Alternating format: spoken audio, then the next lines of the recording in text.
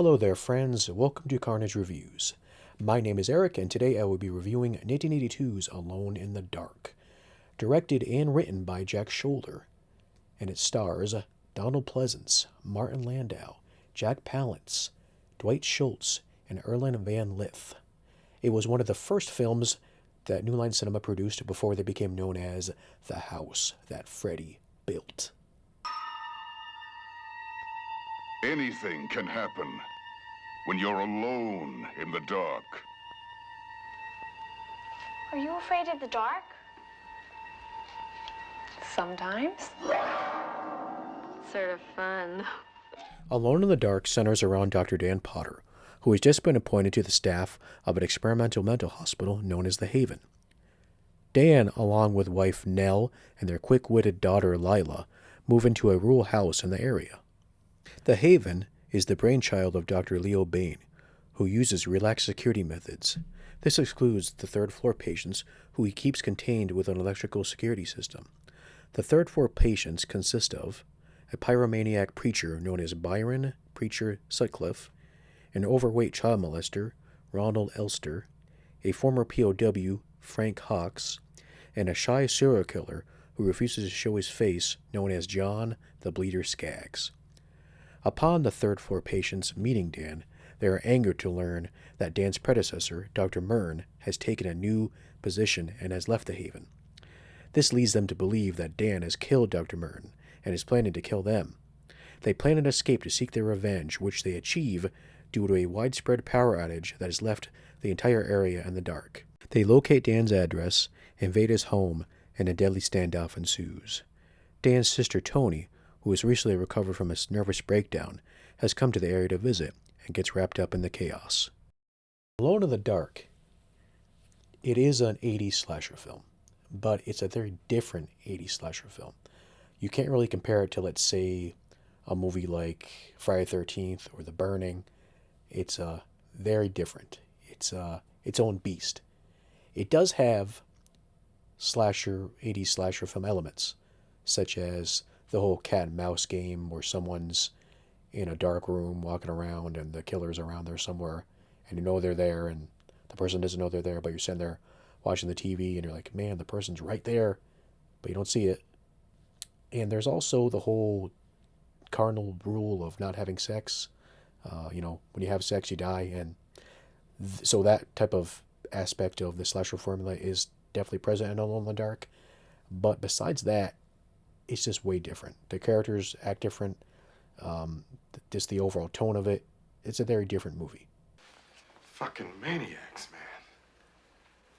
Now, the overall theme for Alone in the Dark, at least I feel, is mental health.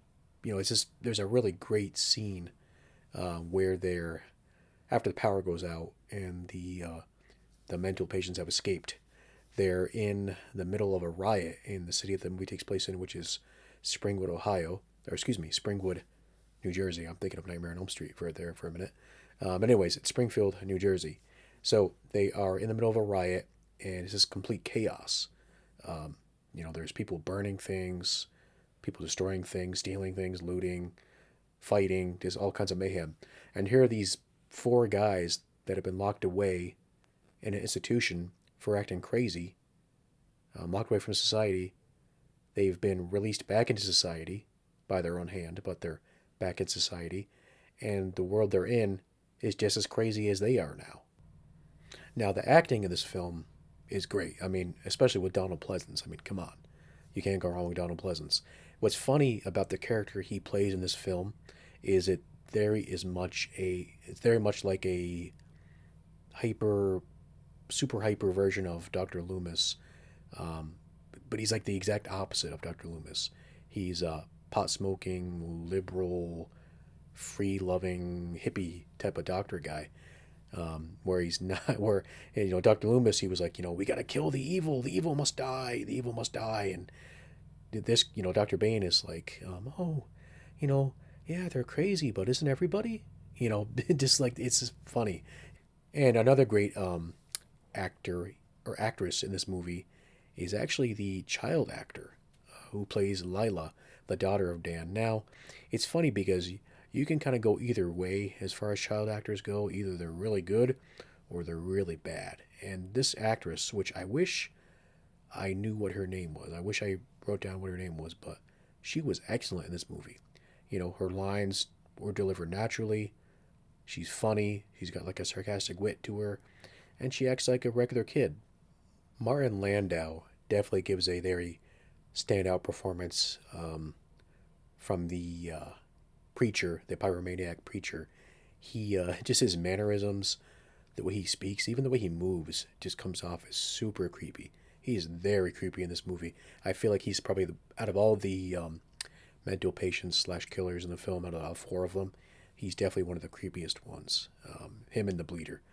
At the beginning of the film, you see him, and he's having like a dream, and the dream is very surreal, very out there, and it's just really well shot, and it foreshadows a lot of events in the film, and also just kind of foreshadows the character Jack Palance, who plays Frank Hawks in the film. He, it's funny to say this, but he comes off as very sympathetic. You almost feel sorry for him. He's kind of the one. He's kind of the whole catalyst, and the reasoning behind the patients believing that Dr. Dan has killed Dr. Merton, and it's really is an irrational belief. I'm not really sure how Hawks comes to this conclusion. It just seems like he just can't handle change and can't deal with the fact that Dr. Merton is gone, so he just concocts this idea in his head that Dr. Dan has killed him, and it's just I don't know, it's just very sad. You just feel bad for him that he feels this way, because when you listen to him talk, he's just, I don't know, he's just something about him is just likable. Just the way he speaks, I don't know. It's just maybe it's just me, but I don't know. I like the character. Hawks also has some great lines in the movie too. A couple of my favorites are, and forgive me, I don't think these are word for word what he says, but at the Haven when he's with Dan, he says to Dan that we're not crazy, doctor. We're just on vacation. And then there's another one where he's like at the house. He says to him, we all kill when we have to, and we all die when it's time. As far as favorite scenes go, there's a great scene when Bunky, that's the babysitter for Lila, she's in the house by herself with her boyfriend, and they are getting a little freaky deaky, and Bunky hears a noise coming from the closet, and she wants her boyfriend to investigate it. So he goes to investigate it, and of course he opens the door and there's nothing there, of course. And then he walks back to continue being freaky deaky with Bunky, and all of a sudden he just gets pulled under the bed. And it's what's cool about the scene is that when he gets grabbed by the leg, he falls down, and he gets pulled under the bed along with the rug, and it just looks really cool. It's just a really cool shot. And of course, as I mentioned before, the riot scene, that was really interesting too. Just seeing some of the stuff that people were taking and fighting over was funny. And this is of course the scene where you see the bleeder wearing the hockey mask, and he doesn't do it for very long, sadly. I actually kind of wish that he was in the movie more with the hockey mask. I think it was pretty cool looking, and I think it would have been interesting to see if they kept him in that mask. But oh well, still pretty cool. Anyways, that one scene that he's in. And then I can't not mention the concert scene. There's a scene where Tony takes Dan and his wife to this band, and they're called the Sick Fucks. It's just a really funny scene. It's one of the scenes where it kind of shows the film's humorous side, and it shows the band. The band's just crazy looking. I think one of the guys is wearing like 3D glasses maybe and some kind of hat, and then there's the women like with plastic, or not. I don't even think they're even plastic. I think they're like, they look like paper mache or something. I don't know what, but these axes there's going in. The song they're singing is "Chop Up Your Mother," and it's just really funny. It makes me think of, and I don't mean this in a bad way either. I don't mean this as an insult to the movie, but for some reason it makes me think of Hobgoblins. That terrible movie that Mystery Science Theater made fun of. The concert scene makes me think of the concert scene in Hobgoblins, and maybe just because the look of it, it's I think the scene in Alone in the Dark is definitely shot way better. But I don't know, it just makes me think of that for some reason. So in conclusion, if you're looking for a little bit more sophisticated slasher film from the 80s, I definitely think you'll enjoy Alone in the Dark. It's got a interesting late night movie vibe, and it's got some dark humor to it. It's got some great atmospheric horror to it. A great film score too. Man, it's a really good film score. Very underrated, I think. I wish they would release it because I really like the music for it. So yeah, I highly recommend it if you're looking for a slasher movie you haven't seen before. I give it 5 skulls. Definitely check it out. As far as being able to watch the film, Scream Factory did release a special collector's edition Blu-ray, which I believe you can still get on Amazon and probably other retail stores.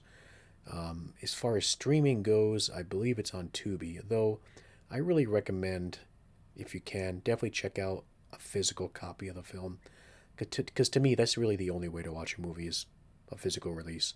The quality's better, the picture's better, sounds better. You can't go wrong with physical media, I'd say. So I hope you enjoyed this review, and if you feel so inclined, please like and subscribe to check out more future film reviews. And let me know what you think in the comments. Have you seen Alone in the Dark? And if you have, what did you think about it? Do you agree with what I've said about it, or do you disagree? Let me know.